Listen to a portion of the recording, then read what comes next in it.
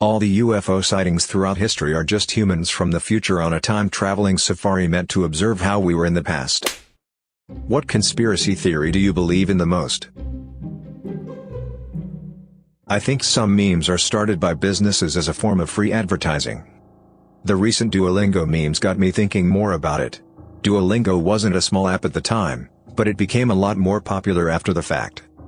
There have been other memes revolving around a particular product or brand as well, that make me think this is happening on a strategic level beyond some kid thinking it'd be hella funny to do this or that. Marshmello doesn't actually produce his own music. My biggest piece of evidence is the creator Arcade Videos. He speaks and navigates Ableton like someone with only a basic knowledge of music production. He does everything number by number. Producers don't do that. You can't just instantly know that sound needs a boost of exactly 1 dB at exactly 1.2 kHz without even listening to the sound first. He randomly pauses every now and then, presumably to be fed lines. And he seems to lack even a basic understanding of music theory, recreating MIDI by randomly clicking in notes with no regard for the key of the song. Someone with the level of skill he demonstrates should not be capable of making radio-quality hits. Disney released Frozen, so that it would be the top result when searching Disney Frozen, and not anything about Walt Disney's head being cryogenically frozen in the Disney theme park. I don't know how likely that is, on either count actually. Area 51 is just a front that was allowed to become popular in the public eye, but actually has nothing of value. Not saying aliens in bases exist, just saying Area 51 is allowed to be the popular secret base thing to cover up actual secrets. I am not downplaying what the airmen at 51 do, just saying that what they do now is not likely as top secret as people are led to believe. That our phones are always recording, at least audio, to target advertising of course, but more secret agent things as well. My mother-in-law talking at dinner about how hard it is to train for a marathon now that she is over the age of 55. I get ads all over Reddit and Google that read, "Over 50 and a runner? Check out this random product." Within 4 hours of the conversation. I know there was a bunch of stuff about this, but I think every company denied it. Could be wrong though. Marijuana legalization is being pushed by Big Pharma. Once it's legalized, they will then push for restrictive regulations in the interest of public safety that will force shutdowns of consumer or small grow operations. Those are only allowed now to foster positive sentiment towards legalization. So then it's legal and they have a monopoly. Planned obsolescence, if it's still a conspiracy theory. Why does my phone suddenly develop unseen issues when the new one is released? It's not a coincidence. And who even asked for these tech companies to release a new phone every year?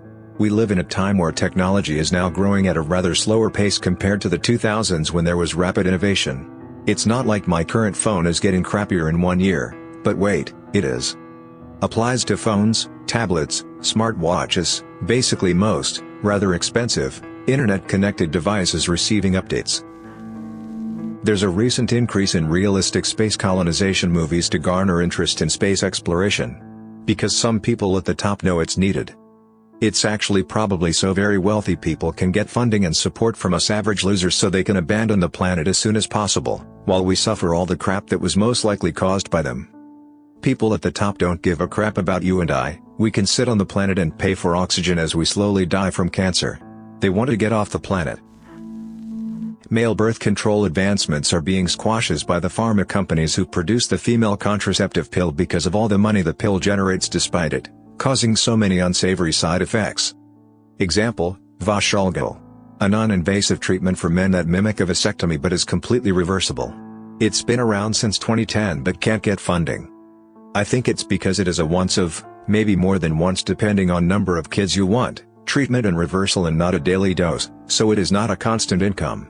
Why fund something that won't give you a steady stream of money, even if it means a healthier society? I am not talking about the male contraceptive pill or a spermicide gel. This is, for lack of better way to explain, an IUD type thing for men, completely different to the male pill that has made mainstream media. It was developed in India and there are online sites for them to get funding through sponsors. This is my tinfoil hat theory, it's not based on meticulous research.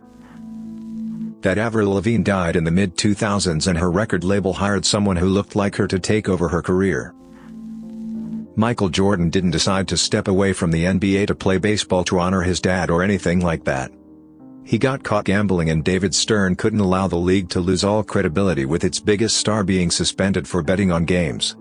He had him take a couple years off instead of publicly punishing him.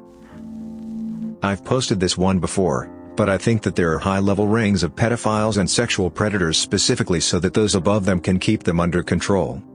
We know that there are kingmakers. While the big actors and musicians today are certainly talented, there are plenty of B and C-listers who could be just as big if only they had the backing of a big publisher like Disney, Paramount, etc. Thing is, making a king is expensive. You have to spend a lot of time and money getting the public to care about them before they start to pay you back, and once they're big they don't technically need you anymore. So the kingmakers are naturally going to look for people who are retainable to ensure they get their investment back. They have to. For every king they make dozens of duds. It's an expensive process.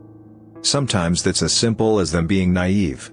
A good legal contract can lock them in for a long time, and often the only way out is to destroy your value so the kingmaker stops caring. Look at Britney Spears' meltdown for example, but if you can't get that then blackmail works just as well. I suspect that for a long time homosexuality was the go-to black mark. That's why it seemed like for so long that the big names were always having gay scandals and the like. It was easy to stage, easy to feed them their vice of choice when they were good, and not illegal, just career suicide, so it was low risk high reward. But of course the downside to making a king is that he gets a good deal of power too, and eventually public opinion shifted and it became okay to be gay. Could still destroy some careers. The teen heartthrob loses a lot of his appeal when it turns out he's more interested in his very small male fanbase, but hardly enough to keep them from going solo or jumping to another label. So now they moved on to more shocking and illegal appetites. Harder to spot vulnerable marks and tougher to get them their vice of choice, but if it was easy to make a king everybody would be doing it. Someone who abuses women or children isn't about to cross their handler, they shut up and take their cut. After all, they're still being handsomely rewarded, just not as much as they could be making if they didn't have a publisher leeching out the lion's share of their profits. I don't think this is a huge coordinated conspiracy, mind you. I think that quite a few successful talent managers have discovered that sexual predators are surprisingly easy to manage if you're willing to clean up their messes for them, and that when you're talking about tens of millions of dollars you can suddenly afford high-powered lawyers and firemen who neither ask nor answer questions. But between predators gaining power and promoting like-minded monsters, and managers seeking out predators because they're easy to keep on contract, I think it explains a bit of why there always seems to be at least a few sexual assault scandals going on in movies and music at any given time. All the UFO sightings throughout history are just humans from the future on a time-traveling safari meant to observe how we were in the past. They are supposed to keep out of sight, but because of human and mechanical errors, there have been hiccups with their cloaking which have resulted in being seen. That's why there have always been so many reports of them throughout history, but there has never been an attack. It's just us. Also the reason why we don't see as many examples of UFOs now even through pretty much everyone has a camera is because people are not that interested in this time period since we already document aspects of human life all the time. PETA is ran by the meat industry to delegitimize vegetarianism and cutting back on meat. This one is more personal but I fully believe it. Long story short, my father-in-law was good friends with a guy who was pretty high up in Boeing. Like, knew some top secret kinda stuff. Well, he ended up quitting as he couldn't take the pressure. He was a very paranoid person, to the point as was a hindrance to his life. Well, a few months after he starts telling my father-in-law that he's being watched and followed and that the government is coming for him. Like I said, insanely paranoid. A few extra details that will be important: he drove a moped as his primary transportation and he was very overweight. Lo and behold, he comes up dead a month or so later. The official story is this: he was riding along when a hitchhiker waved him down. He stopped to pick him up, drove a few miles down the road to a secluded wooded area, pulled off the road, walked into the woods and shot himself. I shouldn't need to explain what's wrong here, but I will anyway. I'm supposed to believe that a guy with crippling paranoia picked up some random hitchhiker and then killed himself. Even if he wasn't paranoid, it's basically impossible for him to fit a small child on his moped with him, let alone a full-grown male adult. No information was ever released about the hitchhiker. No name, no statements to the police, nothing. The Earth is a zoo created by aliens, and UFOs are visitors. In Lilo and Stitch, they said Earth was a wildlife preserve for mosquitoes. While the aliens refer to it as a preserve for mosquitoes, at the end of the movie we're told that it was a lie made up to protect Earth from destruction. There is intelligent life out there, it's just that we're too primitive for any prominent contact with aliens.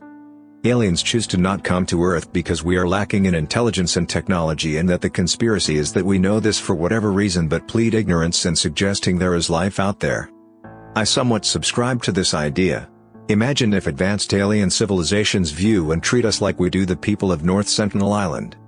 India until recently did a yearly overflight of the island and also sends out helicopters to check up on them after major events like the tsunami, but we take a very hands-off approach since the islanders are so primitive. Who's to say some advanced alien civilization that views us as quaint isn't taking the same approach, and that the UFO sightings aren't basically to us what the Indian government helicopters are to the islanders? I really hope we are in a simulation. Every religion's heaven sounds like a real drag, but I don't want everything to just end. Ideally, one day I'll die, then just wake up in a room, go get a snack or something, then load up another life and go for another spin. Repeat millions or billions of times. That Princess Diana's death was orchestrated by Prince Charles. I just can't wrap my head around the idea that this guy has an affair with Camilla and gets caught. Divorce happens, and even during the divorce and after, she is doing absolutely the best, like just killing it, still in her duties, mom duties, the gorgeous revenge velvet dress, the entire world adores her. Then all of a sudden she dies in this car accident due to her driver?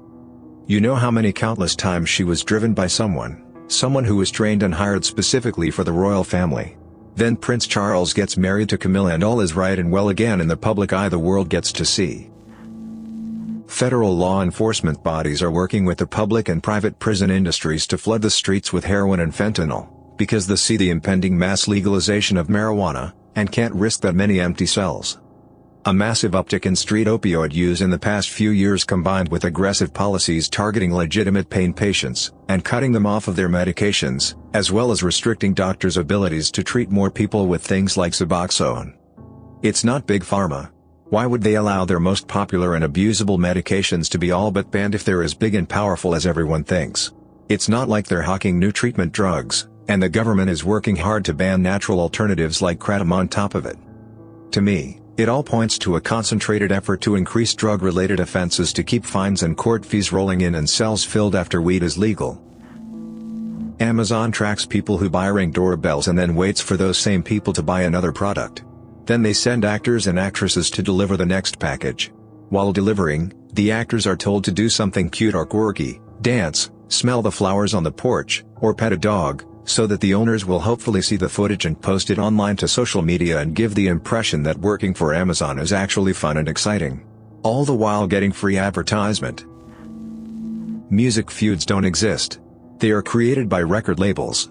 Anybody who thinks Taylor Swift and Katy Perry were feuding are morons. It is a marketing stunt. Their record labels create these feuds to sell music. When Taylor fans think Katy does a song about her, they all buy the song to see what she is saying, then buy her album to find more songs that they think are about Taylor, and the exact same thing for Katy fans. They are given generic songs to sing that people just assumed are about the other but in reality aren't about anybody. Same goes for rap feuds. A up-and-coming rapper feuds with a more successful rapper to gain popularity, just as that more successful rapper did when they were coming up. All these feuds are just to sell more music. Stoned ape theory is fascinating. The possibility that our conscious thought and self-awareness was developed from monkeys eating mushrooms is so crazy but still plausible. Remember when you were a child and had a life-changing revelation on how the world works? Remember any one of the life revelations that brought you to where you are? All of your thought from that point forth was altered and now on a different path of thinking. Your reality became different and a clearing took place in your mind where you finally understood. An epiphany. This absolutely happens when you take a high enough dose of psilocybin. The theory is that primates discovered shrooms in the wild and it unlocked logic or analytical thinking in their brain, the one thing that most differentiates us. With this newfound logic came a biological shift over millions of years. It would make sense that the split happened sudden and remained divided, since humans with logic wouldn't form social bonds with primates like that. They'd stick to their species for survival and easier hunting. That the governments of this world, and other entities mentioned in these things, are double-playing the conspiracy theories and theorists, and not only through stigmas like the tinfoil hat. I believe that, for example, if there is one huge leak by one of these guys, or maybe even by someone like Snowden, not him specifically, but someone in his kind of position, or at least someone that won't be instantly deemed a nutjob, it's in fact a decoy. You hear about the mess-ups they can afford to let you hear about, thus keeping everything in a constant state of confusion. Are they really that stupid to have that leaked? Or are they 3 steps ahead? You can never know, and that's the way they want you to be. There's a lot of things that go smoother than silk, and nothing ever truly feels like it's changing. It's like, I believe they would have the manpower, the intelligence, and the stakes high enough to pull something like this